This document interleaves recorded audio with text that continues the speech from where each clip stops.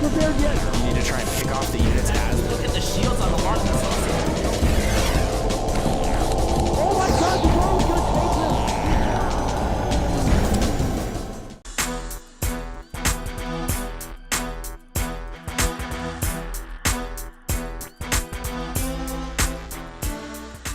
Hello, ladies and gentlemen. Welcome back. This is HD. And this is Cat's Pajamas. And we're back for game number 3 between Nerchio and Rhett. So far, Rhett losing 2 games to Nerchio quite unexpectedly. Haven't seen him play his home-based style of play, which is get into the late game, over-macro your opponent, and then win. We haven't seen that yet. We've seen him try to be aggressive, and it just hasn't worked. But we are here in game 3. What are your predictions, Cats? I don't know. This is really, really weird. I sit here in Stroking the studio, your beard. Stroking my beard. Thinking about it. All you need is a pipe and bubbles coming out of it. Maybe man. a monocle and a top hat. But you know what? I just don't know. Ren has just been throwing me off. Like you say, he's a great macro player. He loves getting into those longer games. Yeah. Even some of his ZVZs tend to get really, really deep. Oh, absolutely. So I've seen cheese out of game 1. I've seen questionable decision making in game 2. I really didn't like the super speed link production, especially against what he was seeing out of Nerchio. So I don't know, man. I've got to expect that he's going to go back to his roots, and we're going to see a very safe expand game, but I just can't call it for sure.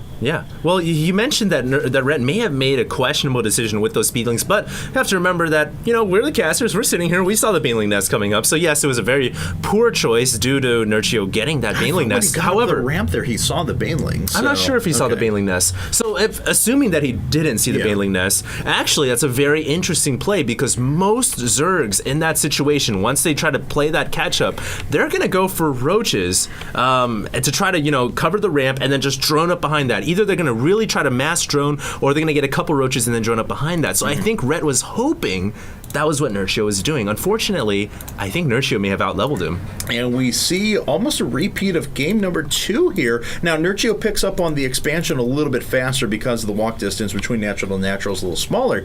But we're seeing 14 pool out of Nerchio. We saw 15 hatch out of Rhett. Everything so far has been exactly the same order. Right. So this is going to be very interesting. I actually think pool came up before gas, though, for Rhett, so that's a small difference. But we could see a similar result of what we saw in game number 2.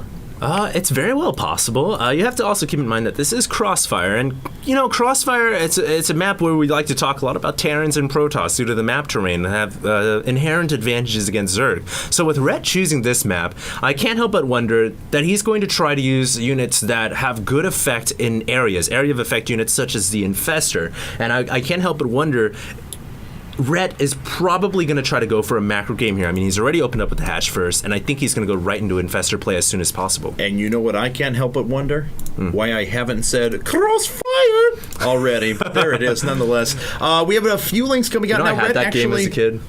I did too. That game was awesome. I know, man. Few links coming out for Nerchio now. They're about to move into the natural. Looks like they're making their way directly into the main. We do have a Roach Warren coming up for Red, but so he is going to be a little bit late on his tech. Here he has a few links coming up. Those are going to be able to hold Nerchio, not going to do too much damage, but he is droning up behind this. And here we go, Red. Oh, God, may actually lose those links. Nice control out of Nerchio, only losing 1 link there. That was actually brilliant micro. Yeah, and he may be able to get the rest of these lings out here. You have to remember that lings are very, very difficult units of micro. They don't have a lot of health. They're very speedy, and you have to select them individually to pull them away. Much more difficult to micro than the common ordinary zealot.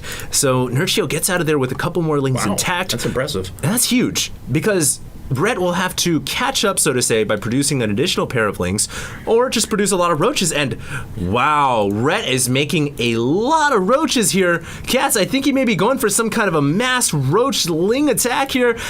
He's got 7 roaches out, or at least on the way, and Nerchio has not even a single spine crawler, no defenses whatsoever. However, is Rhett going to push with these roaches? This is the thing you face in CVZ. If you push out, then you can't defend against speedlings at your door. Can we take a look at the units tab real quick, if you don't mind? Yeah, okay, so 24 workers to 16. So Rhett is going to be able to make a pretty powerful push, but I've got to say, Nerchio, I mean, he's got the production that once he catches wind of all these roaches, now actually, I'm going to take a look at the production tab again, because I would imagine, he's already turned around right to Spinecrawler and roaches, and he can afford that. Even though the Roachling all-in is coming at him, he has the production to be able to sit back. And even if he does a very, very borderline defense where he even loses a drone or two, he's going to be in absolutely fine position and be able to win this tug of war. So I've got to say that our positions right now favor Nerchio. And Nerchio gets in here with a couple of Lings. I mean, the battle of Lings, especially with speed upgrade against Roaches and ZVZ, typically the Zerg with Speedlings will win out simply because he has better scouting information, better mobility. Roaches are very difficult to move out across the map. Rhett, despite that, will be coming in here, gets a pretty good attack here on the Spine Crawler. The Queen pulls back. Looks like the Spine Crawler and the Queen will go down. And Rhett, does he have enough Roaches to do enough damage to justify the cost of his Roachling all in? It doesn't quite look like it. A couple of drones for Nerchio going down. Very even battle right now. Rhett coming in with additional Lings, but I believe that Nerchio has enough to hold this off. Yeah, this is weird. This is almost exactly what I was talking about before. Nerchio, he's going to barely hold. But because he has a production that he does, he still has a superior number of workers. Now, we do have 5 coming up in a row for Rhett, but he's not producing any more forces. And Nerchio did just win the tug-of-war battle at his own base. He's going to be able to counterattack and do significant damage. Enough damage that Rhett is going to have a difficult time holding this. I have to agree with you there. I think Rhett's going to have a very hard time holding this off. He only has Lings right now at his ramp, just playing cat and mouse with these evolutionarily advantageous Lings because they have the speed. Nerchio is going to push these Lings back, and as Rhett finds out that there are Roaches coming as well, he will have to fall back into his natural. Does he have enough to defend against this? He will have to produce more Roaches, but only 2 on the way. The Queen even fighting for her little Lings, but it doesn't look like it's going to be enough, and Nerchio is going to run in here and clean the house, and Rhett is going to go down 0-3 in this series. Rhett is going down, and he will be out of the IPL. And I've got to hand it to Rhett, though. I mean, obviously he's going to fall here. There's no way he can come back against this. That is unfortunate, but he had such a tough road. Both these players, as I mentioned before, were knocked out in winner's bracket round 1 and made a go of it. Rhett even capturing a very, very good prize for finishing where he did. Yeah. So no small feat in this tournament, but Nerchio, I have got to say, has been looking so impressive. I know, man. He survived through the lower bracket, the pit of hell, as I like to call it. The pressure is always on the line in the lower bracket, and Rhett, GG's, good luck, well-mannered, but he is out of the tournament. Nerchio will move on, but not very far, because he's going to be facing the loser of Idra versus Mana. That's going to be another big roadblock on his journey through the IPL. Absolutely. Mana, another player that's really been surprising me. A player that doesn't get a ton of press, a ton of publicity, but a very good player in his own right. And then, of course, our Season 1 champion, Idra. And the winner of that match is going to present the loser of that match is going to present quite the problem for Nerchio. But you've got to hand it to him. He had very solid decision-making in all of these games. I like the way that he was droning up, the way he reacted to the Roaches coming at him from Rhett. Rhett just didn't have enough to inflict the economic damage he needed to take that game, but nonetheless, very well fought by Nerchio.